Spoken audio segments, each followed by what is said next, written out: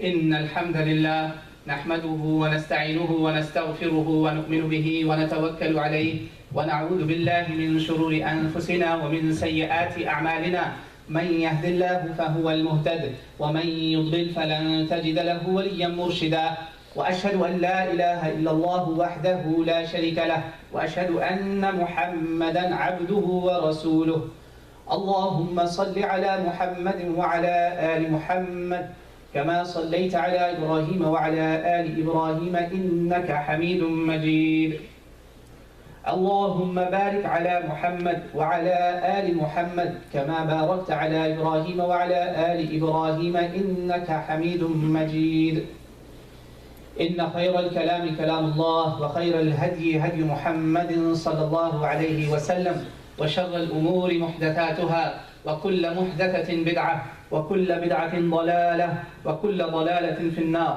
قال الله تعالى في القرآن الكريم يا أيها الناس اتقوا ربكم الذي خلقكم من نفس واحدة وخلق منها زوجها وبث منهما رجالا كثيرا ونساء واتقوا الله الذي تساءلون به والأرحام إن الله كان عليكم رقيبا أما بعد. My brothers and sisters in Islam and also our guests, normally I start the khutbah with one of the verses of the Quran along with this sermon that you heard in Arabic. That is, it's also called Khutbatul Haja or Khutbatul Masnoona. This is, quote unquote, more or less the exact words as Prophet Muhammad ﷺ used to deliver before any of his speeches. And I know, alhamdulillah, many Sahaba, Tabi'een, scholars later added other beautiful things also with it, but this is the crux, this is the meat, this is the core of the essence, the actual message there. And consider one of the verses that is recited usually along with these, is called Ayatul Taqwa, just to show everyone, including myself, guests and our local congregation as well, that what Islam has in terms of piety or God's consciousness, love and fear of God both, we try to maintain both of those with us in our relationship with Almighty. He says, O believers, have taqwa of Allah. Have taqwa of Allah as you're supposed to have, as the due right for that taqwa is, and lest not you die except as believers, or as those who have surrendered their wills before Almighty God. This is the message that Prophet Muhammad ﷺ used to communicate before any speech, that life and death, our focus, in our conscience all the time we should have is Him Almighty, to have that constant relationship, and that relationship will actually help you to be better with the creation of God as well. Because when you have Him in your mind, you're always thinking about Him, you always realize how is He going to see, then you won't care who likes or dislikes, or who sees you and who doesn't see you. It will take away a lot of problems of show off and hypocrisy and what have you. So having said that, just to contextualize a little bit, I've been having, alhamdulillah, this sensitive, hassas, very sensitive mawdu in our Islamic history that concerns with us so much that whatever happened in that time is used even today amongst the Muslims, sometime for different reasons. So it's not a simple subject. As I said, it's not a subject to discuss on a tea or a dinner or a community gathering. This is not that subject, my brothers and sisters. And I'm sure you're already realizing that in all these khutbahs, you're realizing that the details that are coming up, these are not easy things. These are very special things, and we are concerned with this. And a lot of Muslims sometimes are also not sure. There are ambiguities that they have in their minds, but they don't ask. So we are in the section of where Prophet Muhammad ﷺ either mentioned his death already, that it's coming, or the things that were related to his death, or the things that led to his death eventually. So whether he talked about it, or he did important things before his death, or he literally was affected by those things. And some of those you've already heard. Today I'm talking about something that originally I was not supposed to include, but then I had to because this is a question that everybody asks. And this is also related to Prophet Muhammad ﷺ's death. Prophet Muhammad ﷺ in his last khutbah told us something very big in the end. And that hadith, that portion of his last khutbah is not present in the mainstream so-called quote-unquote Sunni books of hadith. Illa al-Mustadrak of Imam al-Hakim. Bukhari, Muslim, Tirmidhi, Ibn Majah, Nasa'i, Abu Dawood, Musnad Hanbal, and Muwatta of Imam Malik, all of them do not have this. But Rasulullah ﷺ said it based on this Sahih riwayah. The agreed upon sermon, last khutbah of Prophet Muhammad ﷺ, many of you already know, but I'll remind myself and everybody again, that Prophet Muhammad ﷺ said that people, I might not be with you next year. Angel of death might be very close. I'm leaving something with you that if you have tamassuk with it, you hold on to it, you will never be misled. And he says that is the Kitabullah, that is the book of Allah, book of Allah. This is what Bukhari, Muslim, all the big muhaddithin brought. Now Imam Hakim brought that actually he also said not only Kitabullah, this is Kitabul Ilm, book of knowledge. And it's knowledge, inshallah, I hope it will benefit everybody. And hadith number 318, he has entered this about related to his Hajj. Rasulullah ﷺ said that along with that I have my sunnah, my teachings as well. If you hold on to those, you will not be misled. So this was another place where he mentioned that he's going to leave us very soon. And he wanted believers to be cautioned about it. That what would they need after he's gone? What would they have, should they have after he's no longer there?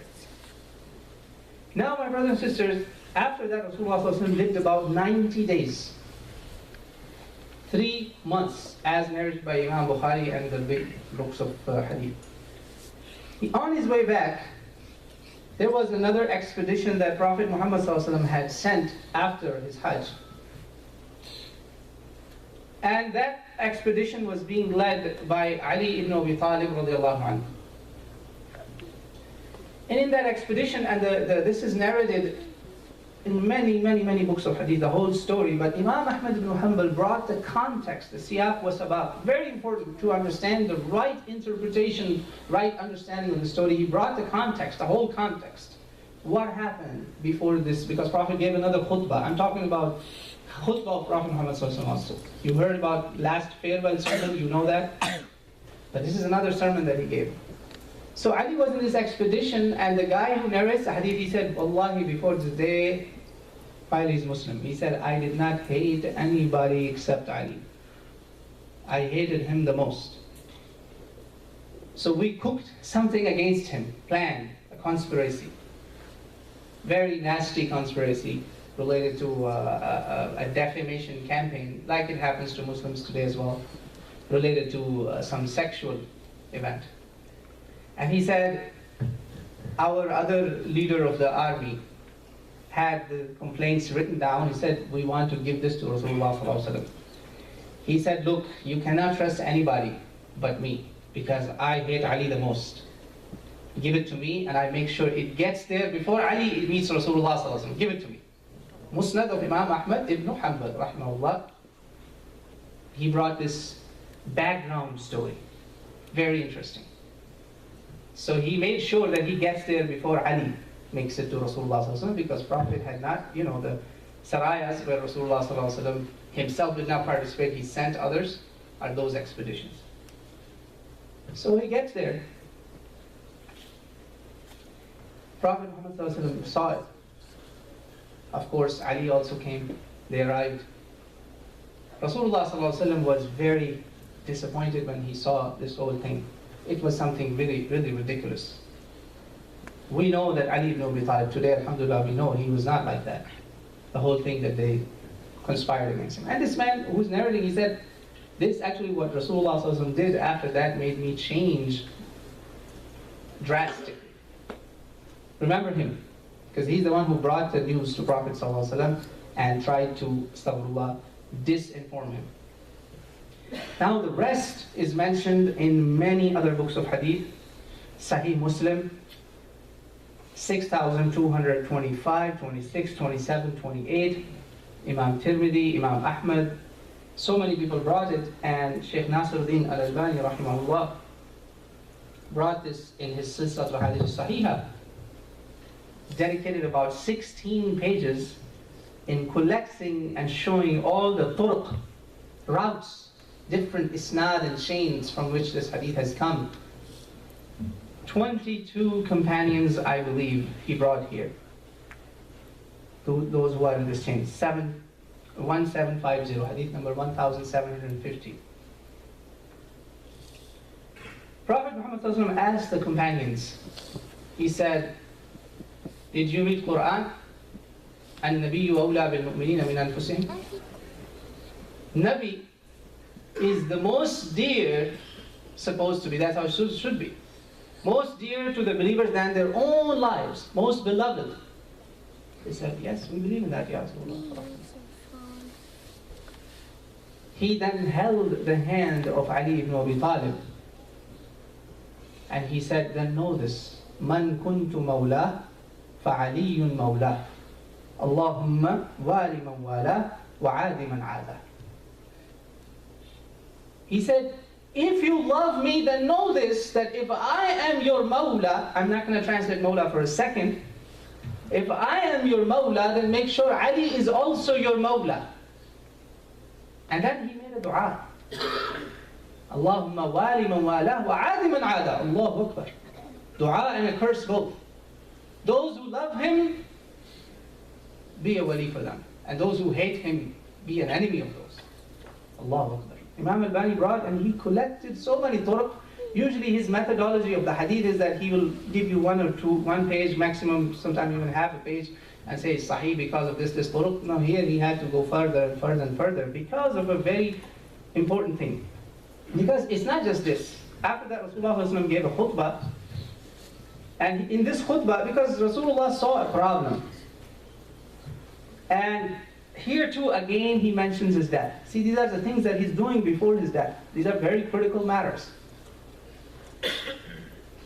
First, like we know, حمد الله وإثنى عليه ووعظ وذكر, and then ثم قال أما بعد.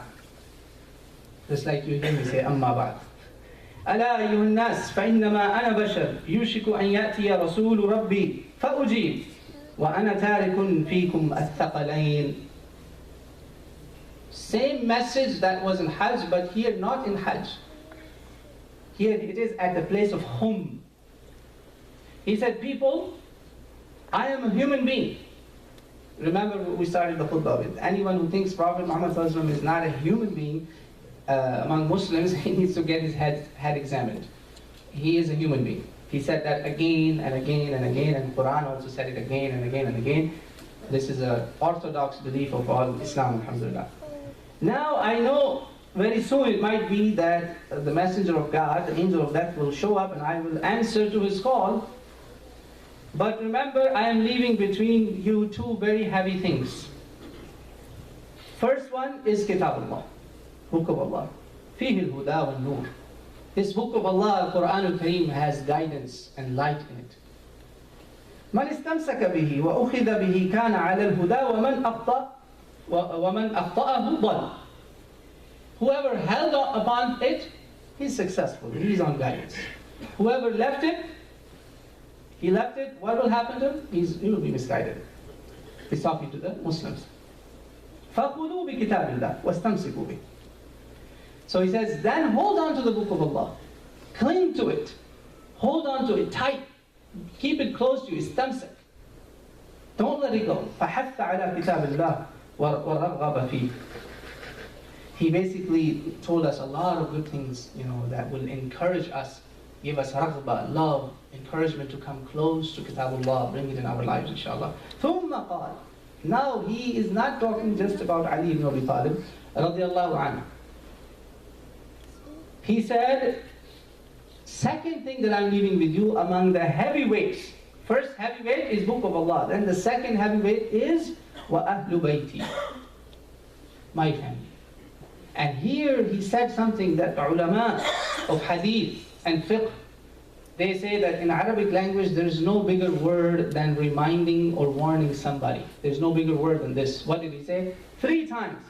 أذكركم الله في أهل بيتي أذكركم الله في أهل بيتي أذكركم الله في أهل بيتي. I warn you, I warn you, I remind you in their matter. I remind you in their matter. Subhanallah. He said that. And then, my brothers and sisters, to keep things short here and sticking to our point here, point of discussion, that he's telling this before his death. But notice something, that he did not say it in his farewell khutbah. Over there he mentioned only Quran in the most hadith. Then Imam Hakim says no, Sunnah also. Why he mentioned it at Khumm? Because in this group he had only 2 people left with him. He had the people of Sham and the people of Medina. That's it. This is a point to be noted. There's a reason Prophet Muhammad ﷺ is telling them something as his last reminder, that I may die soon. Take care of this matter. And he went so far and so far, my brothers and sisters, that because he realized some problem here, he, subhanAllah, ended up even saying that, remember this, people, because he saw this whole conspiracy being cooked against Ali ibn Abi Talib radiallahu anhu. He said, remember this, Man ahabba aliyan faqad ahabbani. Whoever loves Ali, this is also in Silsilat al-Hadith al-Sahihah. And I'm holding the book so that you don't come and ask me, oh, bring me the book. Go check the book. The book is here. Man ahabba aliyan faqad ahabbani. Whoever loves Ali, he loves me. And who loves, وَمَنْ أَحَبَّنِي فَقَدْ أَحَبَّ اللَّهُ عَزَّ وَجَلَّ. Who loves me, he loves Allah. وَمَنْ أَبْغَضَ عَلِيًّا فَقَدْ أَبْغَضَنِي. Whoever hates Ali, he hates me. Whoever does not love him, does not love me. And whoever does not love me, he does not love Allah subhanahu wa ta'ala. Or whoever has bughd, envy, malice against Ali, he has malice against me, and malice against me is as malice against Allah subhanahu wa ta'ala. Allahu Akbar. And Imam Muslim made it even more powerful. And remember, when a muhaddith, my brothers and sisters, makes it a chapter, this is a point to know, makes it a chapter on a certain subject, this means that it is the aqidah of that muhaddith. Either he's denouncing it or accepting it. You have to see the content now in the chapter, because he makes a chapter of it. He made a chapter in Kitab al-Iman, Book of Iman. What is the chapter? Hubbu Ali Iman wa Bughdu Ali Nifaq. Rasulullah ﷺ said, litmus test of your Iman. You know physics and chemistry. He said, Rasulullah ﷺ said to Ali, and Ali himself is the narrator, he said, I swear by the name of that God who tears up the seed, and from the seed he brings the plants out, and from the plants, you get other blessings of Allah subhanahu wa ta'ala. That Nabi al-Ummi told me, Ali, whoever will love you will be a believer, whoever will hate you will be a munafiq. Munafiq. So much so that now, we have a problem that in this ummah, if you say alayhi salam, peace be upon him, we have people that will say astaghfirullah, astaghfirullah, that you are equating him with Nabi of Allah. Bukhari, Muslim, Tirmidhi, Ibn Majah, all books of hadith, my brothers and sisters, whenever any member of Rasulullah's family is mentioned, you will see many, many times, alayhi salam, peace be upon him, written there. Do not politicize these things. You talk to locals here, oh, you're being racist, you're being prejudiced. What are you doing? You're doing the same thing. If tomorrow some others will love Rasulullah sallallahu alaihi wasallam, will you abandon Rasulullah sallallahu alaihi wasallam also? Is this your philosophy? Because this is very important, and people have asked me what happened, why Shia and Sunni differ. So alayhi salam, this is Sahih al-Bukhari, hadith number 3744. Not just Ali, Hassan and Hussein also are mentioned as peace be upon them. Maryam, peace be upon her, mother of Isa. Something exclusive to prophets of Allah. In your salah, every day you say, Assalamu alayka ayyuhan nabiyyu wa rahmatullahi wa barakatuh. Assalamu alayna, peace be upon us. Not just them, upon every believer. Wa ala ibadillahi salihin. This is not an issue. Let's not waste time over this. Now, this hadith where Prophet Muhammad held his hand and made dua for him led to 5 different interpretations of this hadith. That's where I'm coming to. It became a foundation of really 5 different groups that emerged out of this. Allahu Akbar. Now, I'll just share with you what are those. One group, obviously, looking at the context, as many ahadith mentioned, and as Sahaba also did, as many of us do, alhamdulillah, which is the right interpretation of this hadith, in my understanding, inshallah, that he's your beloved. Like Rasulullah was beloved, number 1. Number 2, another group said, well, not just beloved, but also he's wali of Allah.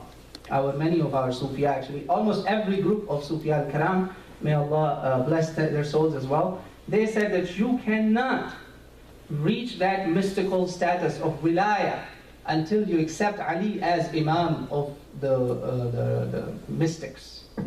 Every silsila, Qadiriyya, Suhrwardiyya, whatever silsila you take, alhamdulillah, I know about it. They will ask you that, give us bay'ah and announce that Ali is Mawla of Muslims. This is their ta'wil of Sufiya, our Sufi brothers. Third group, that said, well, no, actually this hadith justifies that he should be the leader of Muslims afterwards. Third group. Number 1, beloved, Mawla of Muslims, beloved. Because Mawla has many meanings, that's the problem. You know, in the salah, we can make dua, the akhir of Surah Fatiha, oh Allah, you're our Mawla. Mawla has many meanings. Mawla means beloved, Mawla means helper, Mawla means many things. Now, the correct meaning is, to my understanding, is that he's beloved, and inshallah, wali of Allah also. Allah loves his awliya, inshallah he's one of them, no problem. But to say that there is a new department now in Islam that has opened up, and unless you subscribe to that, you cannot be a true Muslim now, this is the problem. Don't be among those people who will deny the hadith. That's one of the ignorant group, I call them juhal of the ummah. This is number 4 group. They'll say, no, we don't want this. Throw all these books away, we don't want it. Then you have to get rid of Muslim Tirmidhi many books. That's not the right approach. Now the 5th group, which is absolutely adall min al-dali, worst of the misguided, who say, well, Mawla here means a'udhu billah, thumma a'udhu billah, may Allah not let us be any one of those even believe like that. Mawla means God. A'udhu billah. He's a savior, he's a helper. And these are the people actually that Ali himself radiallahu anhu punished. He punished them very severely. He said, you're making me God? Shame on you. You do that? And unfortunately they exist even with us today as well. Within the groups who think that he should have been the leader, Amirul Mu'mineen, within the same group, this firqa still exists. We call them Nusayriyya in Islam. So they are one of the heterodox that are not considered acceptable group of Muslims by all Muslims of all groups, whether you are Sufiya, Sunni or Shia, whatever it is. So this is the reality of Shia-Sunni difference. This is the core of the issue, that how people have taken it, one of the last khutbahs that Prophet ﷺ have addressed to masses, how it got blown up into something else, and instead of having the message of love, it became something serious. I mean, let's ask the question to ourselves. If he becomes God based on this hadith, then Rasulullah ﷺ is also God? Think about the words, because Prophet said, Man kuntu mawla. If I am your mawla, then Ali is your mawla, right? Then is Rasulullah also God? Is Rasulullah also in that position? A'udhu billah, no. But neither Rasulullah is divine, nor Ali is divine. Rasulullah was bashar, and all the people around him were, inshallah, people, human beings, and we love them all. We love Abu Bakr, we love Ali, we love both of them. And inshallah, you will hear a lot about Sayyidina Abu Bakr also, it's coming. Khutbah, where he gave a khutbah about him also. About him as well, he gave a khutbah. We should have open hearts and love them both. But if your heart is tight, test yourself today. The minute I mention Ali, those who say, oh, what about Abu Bakr? What about Abu Bakr? Khalas, this is a problem. You don't love Ali. Now you're competing them both. Do you think they are adversaries? They are enemies? They loved one another. They loved one another so much that Sayyidina Abu Bakr went to his house, and he picked up Hassan and Hussein and he kissed Hassan. He said, Wallahi Ali, this is Sahih Hadith. Sahih Hadith. So Ali, he does not look like you, he looks like Rasulullah sallallahu alaihi wasallam. And he came and told people, urqubu Muhammadan fi ahli bayti. Alayhi salatu wasalam. People love Muhammad sallallahu alaihi wasallam through his family. And inshallah, we should be one of those people. We should seek the love of Rasulullah sallallahu alaihi wasallam through loving his family, whether his wives, his children, all of them, we love them inshallah. Our hearts should be open, not tight. It is the test of our iman and nifaq. Imam Muslim has dedicated a chapter to this. أقول قولي هذا وأستغفر الله لي ولكم فاستغفروه. الحمد لله والصلاة والسلام على رسول الله أما بعد. My brothers and sisters in Islam, Islam is against, our religion teaches us to be against any forms of ghulu. Ghulu means crossing the boundaries. There are many, many forms of that. Terrorism is one of those forms. Similarly, falling into these sects based on these words of Rasulullah ﷺ is also one of those.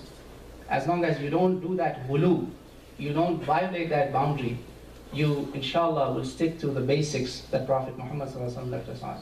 Believe what is right, take it, keep it as he left it. Don't make a Himalaya out of this, and don't turn it into something that Rasulullah ﷺ did not mean. I told you the context of the story, I told you what he said in the story, and I also shared with you the big dua. May Allah subhanahu wa ta'ala make us among those people who Rasulullah ﷺ included in the dua, not in the curse. Allahumma wali mawala. May Allah make us among those who truly love. And what is a true manifestation of love in Islam? By following somebody's example. Not by saying, oh, I love him, and I do other things that are not right, and then claim that. That's a false love. Whether it's a love of Rasulullah ﷺ, or his family, or his companions, we are supposed to love them in a true way so that our actions manifest that love. It should not be just in claims. And we should not cross boundaries with these words of Rasulullah ﷺ. Keep them as they are. Don't overblow them. Otherwise, things will go very bad, and you have sects, and you already see the problems. May Allah subhanahu wa ta'ala guide us all. Heal all the sick. We've been told that there are several sisters in the community. I just heard on the way also, when sick, there was a sister that was hospitalized.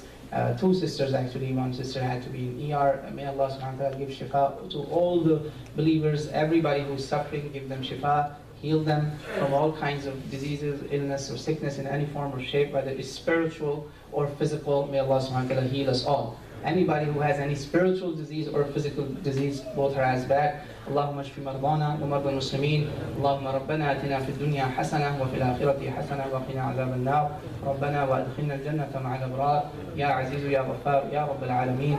Qala Allah ta'ala fi al-Qur'an al-Kareem. إن الله وملائكته يصلون على النبي يا أيها الذين آمنوا صلوا عليه وسلموا تسليما اللهم صل وسلم على نبينا محمد وعلى آله وأصحابه وبارك وسلم